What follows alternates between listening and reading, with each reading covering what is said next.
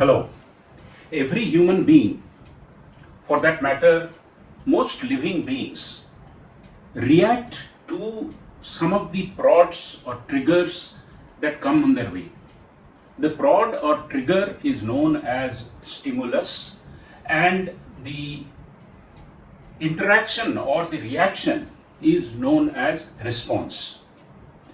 This is widely used in human psychology. However, this was brought into prominence by a Russian psychologist, Pavlov, who documented various categories of influence could impact the stimulus as well as its response. This is known as the Pavlovian effect. Pavlov did a series of experiments on his own dog. He classified the stimulus into unconditioned and conditioned stimulus and responses into unconditioned and conditioned responses. When food is placed before the dog generally salivates. So placing the food before the dog and dog's salivation are unconditioned stimulus and unconditional response. Most of these times, these unconditioned responses are in course of the natural behavior of living beings. In this case, the biological stimulation of salivation is in response to a food that is placed before it. On the other hand, in many Russian households, there is a dog bell which is rung or which is sounded to bring the dog to the plate where the food is served. What Pavlov found was that whenever the bell rang, the dog started salivating. In other words, ringing of the bell is a conditioned stimulus to get a conditioned response from the dog, which is salivating. In this case, both the stimulus as well as the response were conditioned or trained.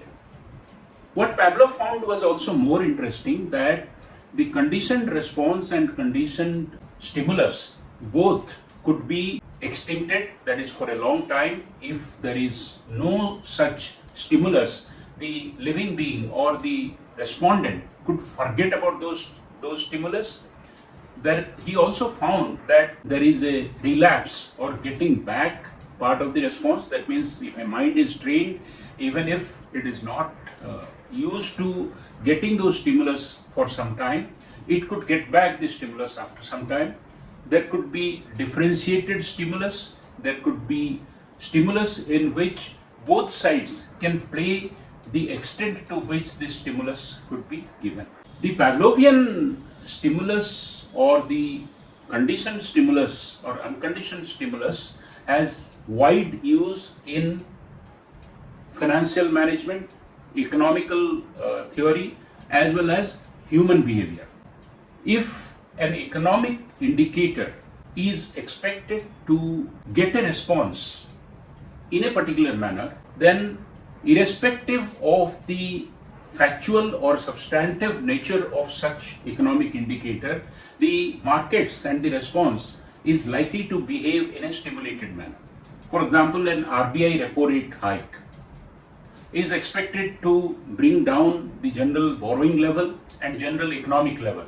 So as a result, even if the RBI intervention is meant to soothe the short-term effects, it is likely that in the shorter term, these things will lead to a general downgradation of the sentiments, and the markets are likely to come down. Another Pavlovian impact could be on earning announcements.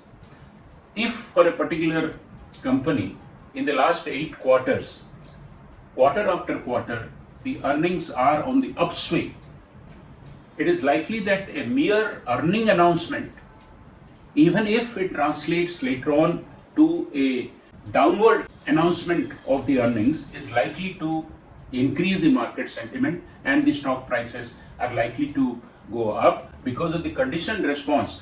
Similarly, the direct correlation between, let us say, a job growth number and the spending habits is conditioned by the fact that job growth numbers bring better spending power and people will buy more. The conditioning or the conditioned response of the Pavlovian psychology has been put to use widely in the stock market, specifically in the shorter term trading and designing of algorithms. In shorter term trading, impact of a particular kind of stimulus is likely to be conditioned more than unconditioned. The markets respond to a particular way. For example, many of the short sellers try to benefit from these kind of conditioned responses. They not only take advantage of the market conditions, taking cue of the conditioned response patterns of the consumers, but many times they manipulate the market, release things like Hindenburg report or a short sellers report, giving a stimulus which could disproportionately translate into a large swing of the market either way. Algorithmic trading, where the machines are asked to take positions and execute sell or buy transactions, are also having ingredients of conditional responses based on various events that could take place in the ecosystem, and algorithms factor these into the algorithms to make a position which will be beneficial to the user of the algorithm. Conditioned response as compared to unconditioned response is complex and depends on many variables.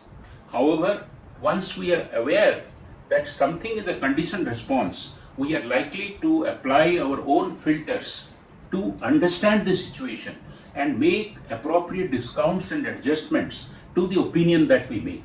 To that extent, Pavlovian effect, the conditional stimuli, conditional response, and unconditional stimuli and unconditional response are very, very useful concepts which all of us must know. Thank you very much.